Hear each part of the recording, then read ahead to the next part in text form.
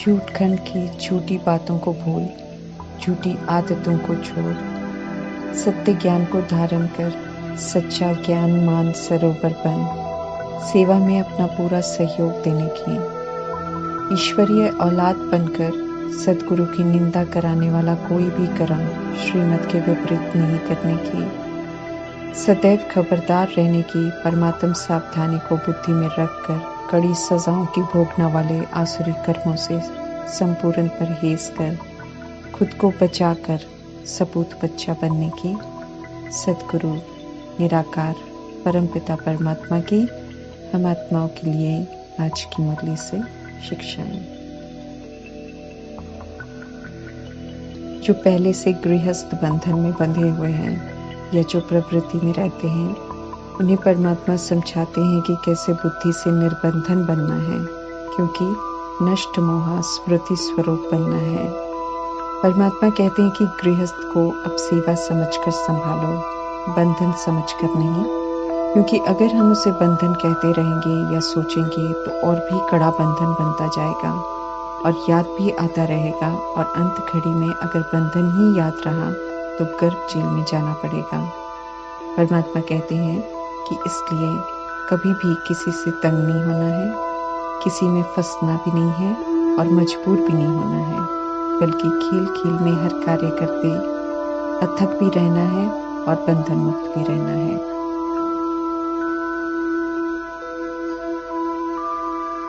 लौकिक संबंधों में अर्थात शरीर के संबंधों में हल्का रहने के लिए सेवा करते हुए हमें ये स्मृति में रखना है कि संबंधी मेरे नहीं हैं, बल्कि सब परमात्मा के बच्चे हैं और उन्होंने हमें इनकी सेवा अर्थ निमित्त बनाया है।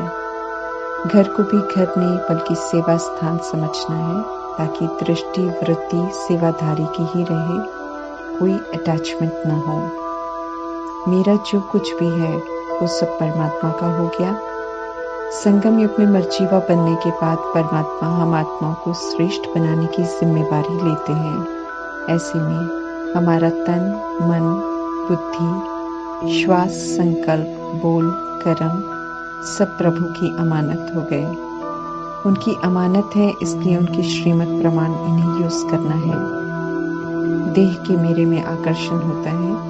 परमात्मा ने मेरे को तेरे में परिवर्तन करा के मेरे को ही समाप्त करा दिया।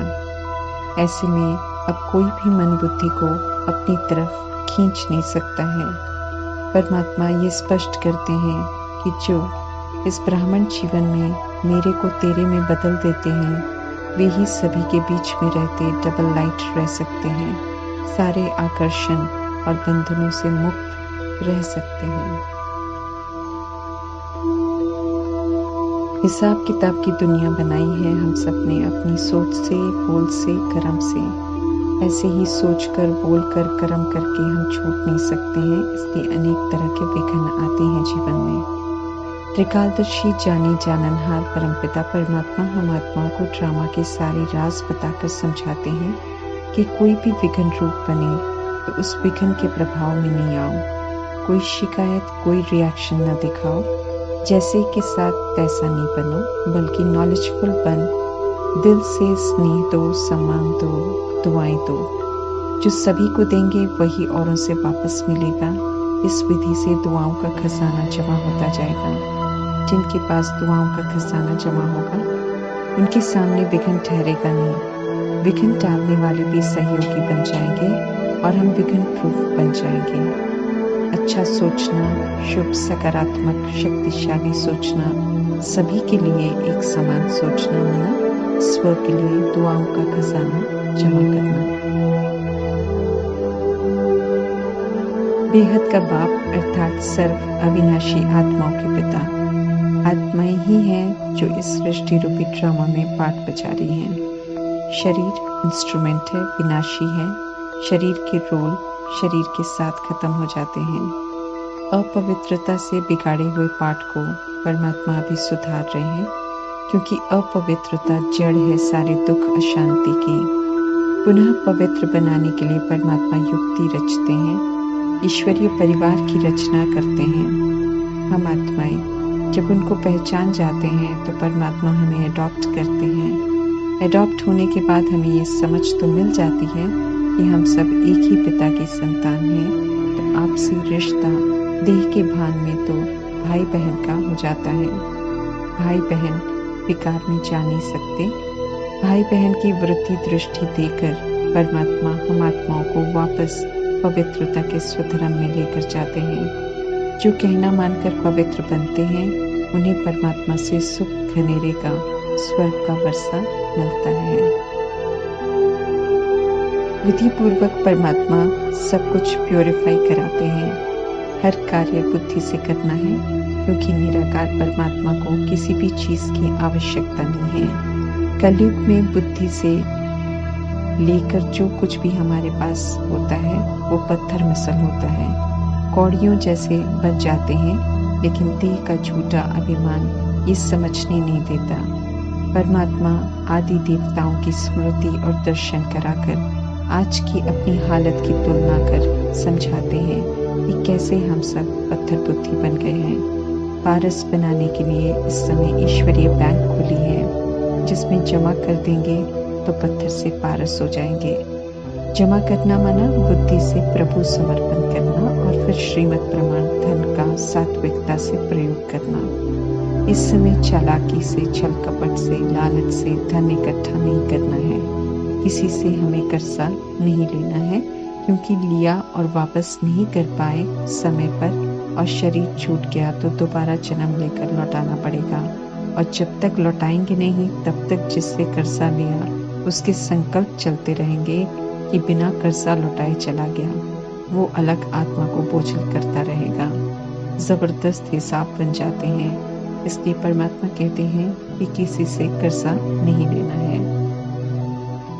जो है उसे श्रीमद् प्रमाण यूज करना है, और जो एक्स्ट्रा है उसे ईश्वरीय कार्य में, मनुष्य से देवता बनाने के कार्य में सफल करना है। जैसे परमात्म संदेश के पर्चे छपवा कर बांट देना, या कहीं हॉस्पिटल कम यूनिवर्सिटी की स्थापना में अपना सहयोग दे देना। कोई जगह है उसे सेवा अर्थ देना या खुद सेवा करना। जो देते हैं वो जमा हो जाता है और 21 जन्म उसका रिटर्न मिलता रहता है। समय रहते किया तो जमा हुआ, समय के बाद कुछ स्वीकार नहीं करते हैं परमात्मा। हालांकि परमात्मा ये कहते हैं कि बहुत आत्माएं आएंगी धन लेकर जब विनाश शुरू होगा, या जब अनुभव होगा कि विनाश शुरू होने वाला है, परंतु उस समय परमात्मा किसी के धन को स्वीकार नहीं करेंगे। सोकर रात गंवाना और दिन खाकर गंवाना, ये संगम युग की बात है। संगम युग का समय वैल्यूएबल समय है, जब एक एक सेकंड की वैल्यू 1 वर्ष जितनी हो जाती है, और हर सेकंड में कमाई है, और कमाई करानी स्वयं परमात्मा सिखाते हैं। शुरू में समर्पित होने वाली ज्यादातर आत्माओं ने शास्त्र पढ़े हुए थे। 1937 में गुरु ग्रंथ साहिब और गीता शास्त्र तो खूब पढ़ते थे। ब्रह्मा बनने से पहले दादा लेखराज ने भक्ति तो पूरी की थी। पाठ हो, पूजा हो, किसी में भी कोई कमी नहीं रहने दी। परमात्मा अब कहते हैं कि जो भी पढ़ा है भूल जाओ, क्योंकि अब सत्य जानने का, सत्य को धारण करने का समय आ गया है। नया जन्म, नई दुनिया के लिए अब नई पढ़ाई है। शास्त्र पढ़कर कोई पवित्र नहीं बनता, शास्त्र पढ़कर कोई नई दुनिया में नहीं जा सकता।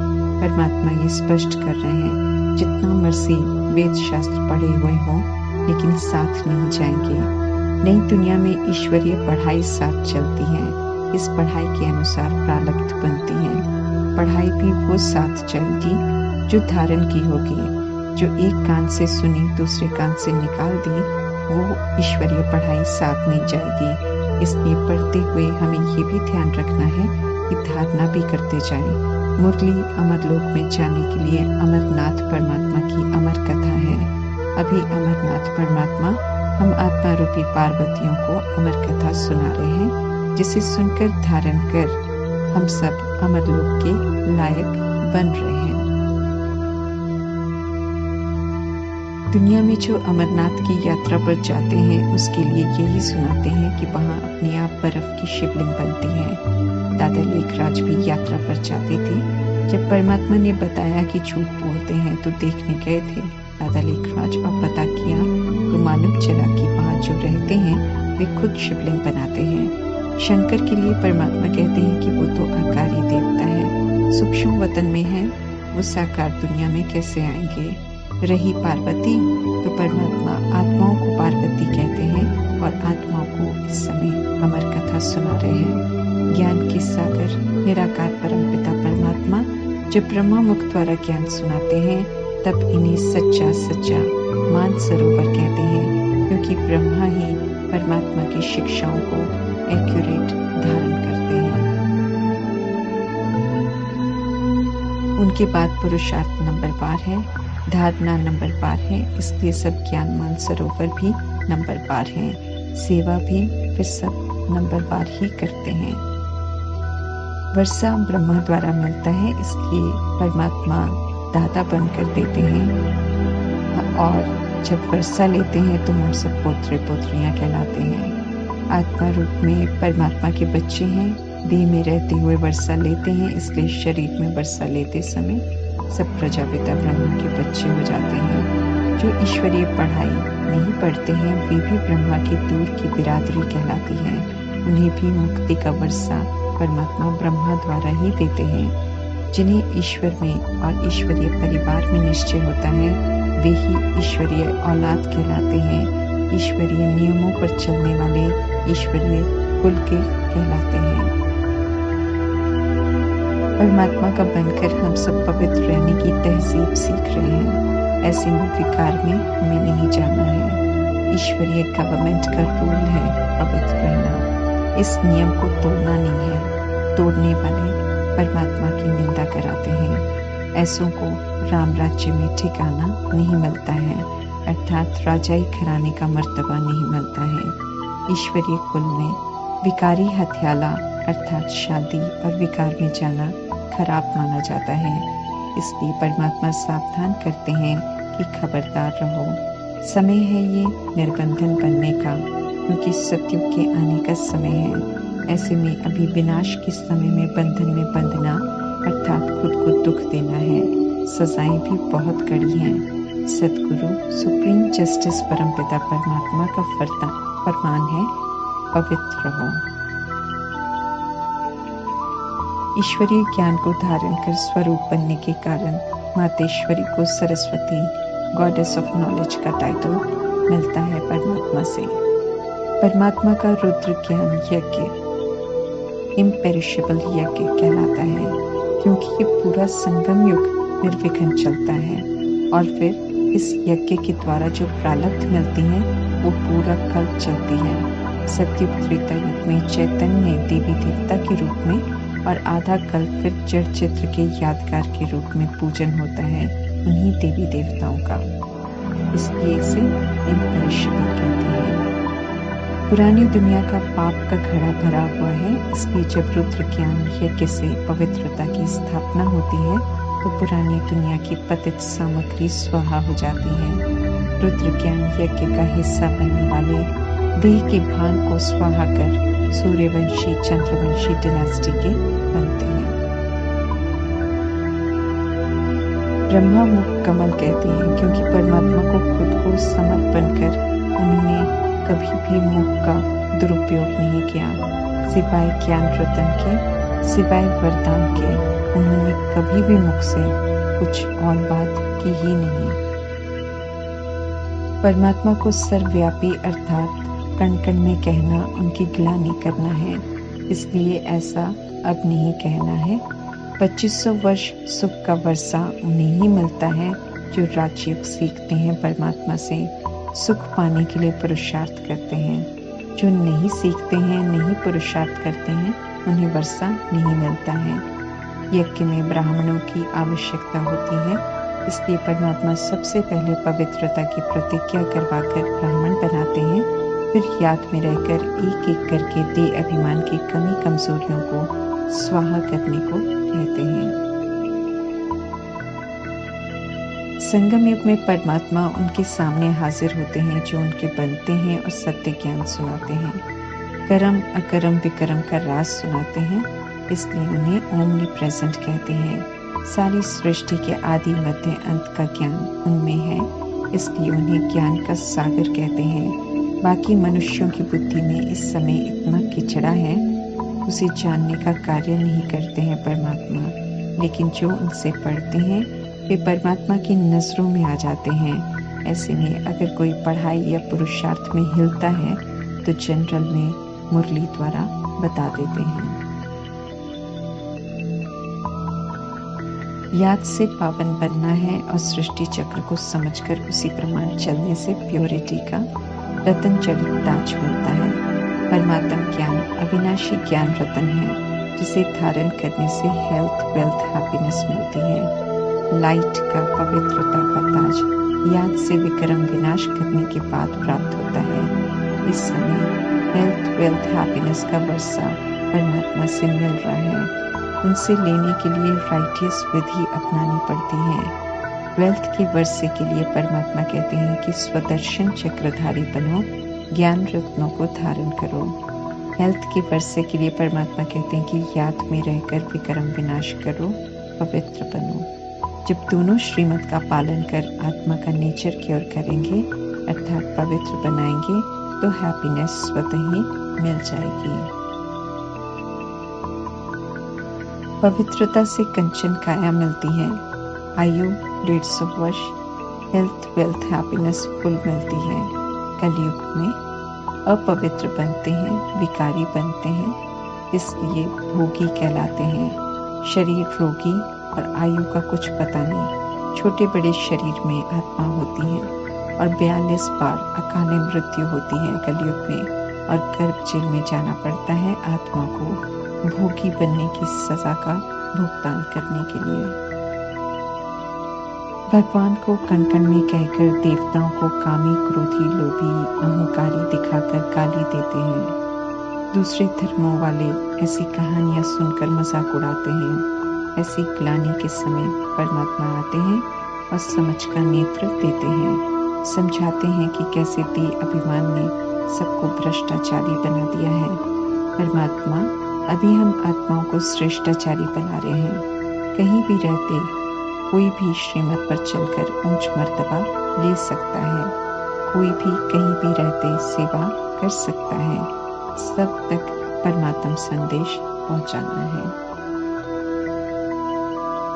सतयुग में सृष्टि शुरू होती है, सब नेचुरल खाते हैं, कम खाते हैं, संतुष्ट रहते हैं, स्वस्थ रहते हैं। कलयुग में खान पान में तामसिकता है। यहाँ नेचुरल नहीं बल्कि मसालों से रूप रंग बदल कर खाते हैं। कुछ चीज़ों की आदत पड़ जाती है तो उसके बिना रह नहीं पाते। आत्मा की वो चीज़ें कमजोरी बन जाती हैं, जैसे चाय, कॉफ़ी। ये सतयुग में होती नहीं। 5 तत्वों के शरीर कैसे स्वस्थ रहते हैं, ये सतयुग में अपनाते हैं। शरीर को कम खाना चाहिए, नेचुरल चाहिए, परंतु कलयुग में खान पान सब तामसिक हो जाता है, जो आत्मा को, शरीर को भारी करता है, आत्मा को गुलाम बना देता है।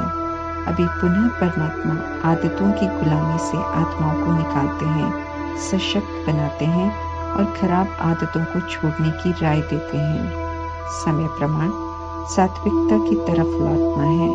आदत कोई भी नहीं रखनी है, नहीं तो आने वाले समय में आदत की चीजें मिलेंगी नहीं। ऐसे में आदत याद रही, परमात्मा की याद ना आई तो वैसे ही फेल हो जाएंगे, और जिसमें बुद्धि होगी उससे मुक्त होने के लिए सजा भी खानी पड़ेगी। इसलिए समय से पहले हमें खुद को कमी कमजोरियों से, आदतों से मुक्त करना है।